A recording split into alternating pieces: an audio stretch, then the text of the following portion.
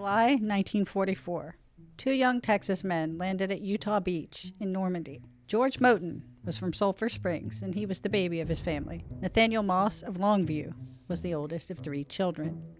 Nathaniel enlisted in November 1940, just a month shy of his 20th birthday. George enlisted in December 1942. He was 20. How did these two Texans, raised just 75 miles apart, end up buried just a few yards apart, here, 5,000 miles from home?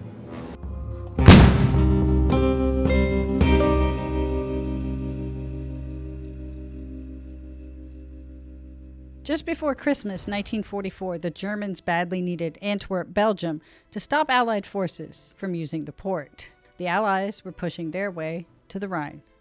Eisenhower, another son of Texas, didn't expect the Germans to mount an attack in waist-deep snow. Patton figured they might, but it didn't matter. Germany launched the Ardennes counteroffensive, pushing across the German border and into the forests of neighboring Belgium, where the U.S. First Army was waiting. So began the Battle of the Bulge. The 333rd Field Artillery Battalion, a long Tom Howitzer unit highly regarded for its speed and accuracy, had occupied the small town of Schonberg for a couple of months of relative quiet before the morning of December 16th. The weather was abysmal. A thick fog hung in the air, so there was no tactical air support when the shelling began. As the German tanks came rolling in, the 333rd found itself divided. Some were on the west bank of the Ore River, and our two young Texas GIs were among those on the east side attached to an infantry unit. They fired on the German tanks with their howitzers until they ran out of shells. Then they tried to join the rest of their battalion, but everywhere they turned, there the Germans were. In the first couple of days of the Battle of the Bulge, more than 20,000 American soldiers were taken prisoner. That number included most of the 333rd. But in the literal fog and the fog of war, 11 of the battalion managed to escape into the dense forests of the Ardennes. Two of them were our Texas men. For 11 pairs of well-trained hands, there were but 2 rifles and scanty ammunition. It was freezing. Sleet was falling. They needed a respite. After more than 24 hours of freezing and wandering with no food and no rest, the soldiers came upon WWII, a hamlet populated by just 9 families of German descent. Assuming the residents couldn't be more dangerous than the SS, our soldiers took a chance at refuge, knocking at the door of the home of Matthias Longer. Longer welcomed them in from the cold. His wife made them coffee and served them warm bread with butter and jam. They were invited to remove their boots, thaw their feet, and let their socks dry out.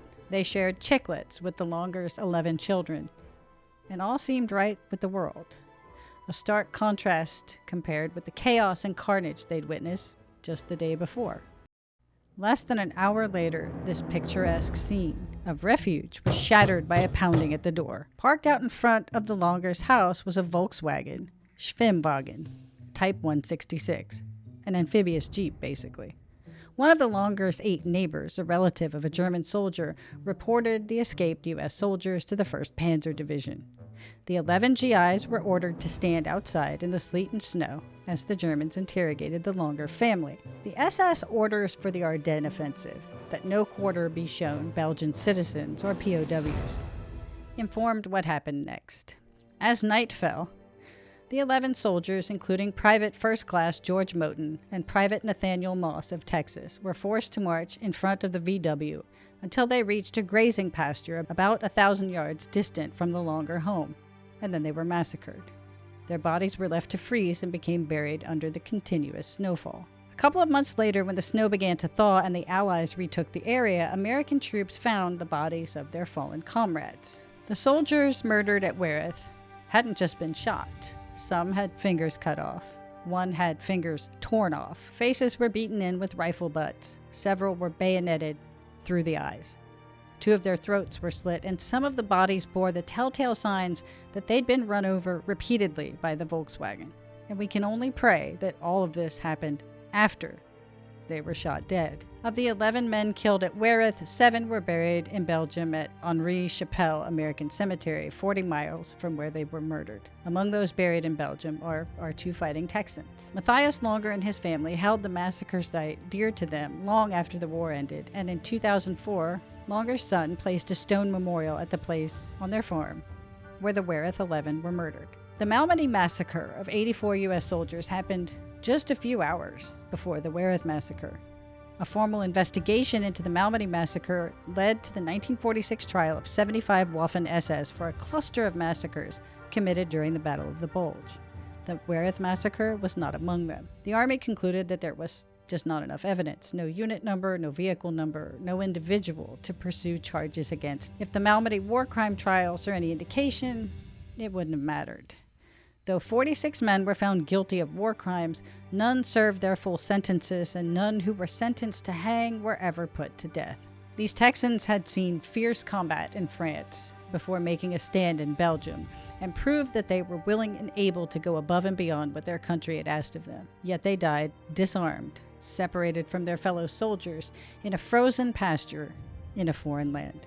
The surviving members of their battalion, once liberated from POW camps, were assigned to the 969th Battalion, which received a Distinguished Unit Citation on 7th February 1945. And that, sadly, is how 2 young Texas men, raised but 75 miles from each other, ended up buried just yards apart, 5,000 miles from Texas. Today, we honor their memories and the memories of their brothers in arms, with gratitude for their willingness to fight and with respect for their proficiency in battle.